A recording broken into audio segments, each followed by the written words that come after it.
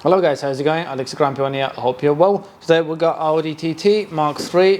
This is 2 litre TDI, but it will be the same for most of the models anyway. So today we're replacing the electronic handbrake rear caliper. My one is basically seized. It's not good. I tried to repair it, but unfortunately you can't get a repair kit for them and it's not advised anymore. So I will be replacing it with the new caliper. The link for the new caliper will be in the description below. The torque specs and all the tools links will be in the description below as well if any of you are interested. So yeah, I'm going to be using auto diagnostic tool today to release the handbrake, because you're going to need diagnostic tool in order to release the caliper. I will show you that in a second. And yeah, if there's something you're interested in, guys, tune in and let's get started. So the first thing, guys, obviously make sure you got the right reg and you get the right part for the right side. In my case, I'm doing the driver's side. So here's the new caliper, comes with the new spring as well, new covers. So what you're going to need obviously is to remove the old caliper, which is what you got here. In my case, I'm replacing rear discs and pads as well, and I'm also going to be replacing the brake hose, which is the videos that I'm doing apart. So in this video, I'm literally just showing you how to replace the caliper, what you need to do and how to use the diagnostic tool to release it. Right guys, so first what I usually do is I remove the spring of the old caliper there. Actually, just be careful, sometimes it can be seized, just work its way out. And the next step, you're gonna have the sliders there. So behind there you got a little cap on both sides, top and bottom. So get the cap off in order to get to the Allan key that holds the caliper on. So usually, there you go, there's two covers undone. So then you're going to need a 7mm Allan key to go to the back of that to undo it. Because of the pipe, I would recommend using a Ratchet Spanner or normal spanner, 10mm on that adapter. But obviously, we will be undoing that hose there. So the other thing that you're going to need is a tool clamp that you can usually buy for the rubber hoses. I'll put that in the description below, link for that as well, so you can stop the brake fluid coming out, because we're going to be undoing it from there, from the caliper, and obviously while we're replacing it, you're going to be leaking. So if you put the clamp on, it stops the leak. So literally all I'm going to do now is just undo the sliders that hold the caliper on. Right guys, so the ignition is on. I released the handbrake, so that's free now. Or as free as it can be anyway. I plugged in the tool into the Obrigado socket. Like I said, I'm using auto. If you're interested in this tool, the link will be in the description below if you want to get one. So I went into Audi, hot functions or service functions, and you should have electronic parking brake function there. So you go into the brakes and replace brake pads, guide operation. So just press that, and they're going to tell you to check a couple of things first. So press OK. And I'm going to ask you to make sure the battery is on 12 volts, turn the ignition on and turn off the engine. Obviously make sure the engine is not running. Release the electronic handbrake, which is what we've already done, and then press OK. And now I can hear it operating, so that's fine. It's done its thing, it's returned it back. So what you have to do now is turn the ignition switch off, replace the brake pads, which is what it says, but anyway, in our case we're replacing the caliper. Then turn the ignition back on after you finished it all and installed it all, and then press OK to proceed. So basically at this point, I'm going to turn the ignition off, leave it alone, replace the caliper, and then get back on diagnostic tool once everything's back on. Right, so this is the clamp tool I was talking about. So literally put it on the flexible part of the brake hose, do it up tight, and then at this point, you're going to need 11mm spanner. I'm just using my Draper tools, 11mm ratchet, and undo this bolt here on the side, and you will have brake fluid coming out. So put a bucket or something to catch it, because this is the brake fluid that you got in the actual caliper. So I do advise having a new washer, to be honest. If you can buy a selection of them, or some people reuse them, it's up to you. You just need to make sure it's not leaking after you've done it. So at this point, the caliper should be free. The only thing you got left is the plug at the back here that I'm going to show you in a second, that you need to unplug. That basically connects to your unit here. As you can see, to the new unit, it's at the back where this yellow thing is.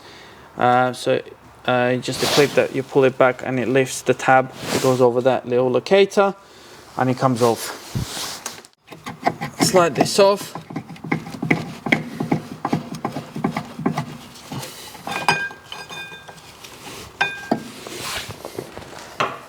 Make sure you don't drop the pads. And at this point you should be able to get to the plug, which is down here. Right, so I got a light for you there, hopefully that will help. So literally there's a tab behind it that you need to push back. As you push it back, it clicks as it's releasing it. So you'll be able to push the clip off. So sometimes when they're really seized, you can spray a bit of WD-40 and it helps. So it's just coming off now. There you go. So that's the caliper completely disconnected. Right, so that's the old one.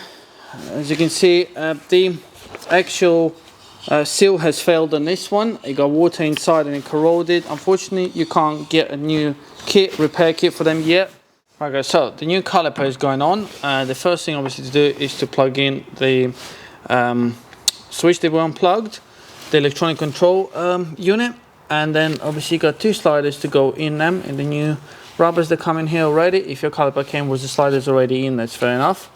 And obviously we need to put the hose back on, and then the first thing we'll have to do is bleed the caliper through this bleeder here. So take the rubber bit off and then you have to undo it. Make sure you got enough brake fluid in the reservoir under the bonnet and bleed it through here and make sure there's no air in the system. So I'm just going to fit it on quickly and plug it in once it's in place. Got my Allan key. Get it in there.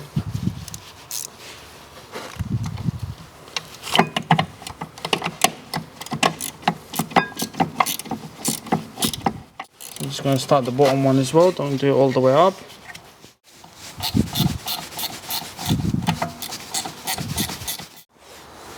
Right, so make sure you done them up all the way.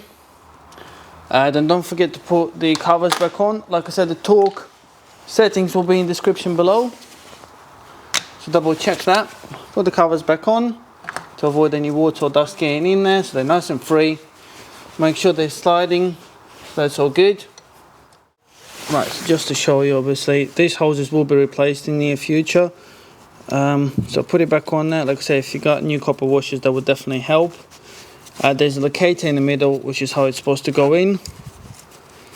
Do it up finger tight first, and then I'll find the torque settings for you to do this 11mm up. So to check this afterwards for leaks, the best thing to do is obviously wash it off with the brake cleaner first, and then once you finish with all the procedures, I would recommend jumping in a car, topping up brake fluid. Obviously once the diagnostic stuff is done, you start the car up, pump the brakes really hard, hold the brake pedal down, make sure it's not going all the way down, that it feels good, and then come and have a look at this to make sure that there's no brake fluid coming out. Obviously before we can do that, we have to bleed the brake fluid through the bleeder first, because obviously the caliper at the moment is completely empty. So make sure you got enough brake fluid in the bottle, if not put some more, and bleed it through, and then we can carry on with the rest.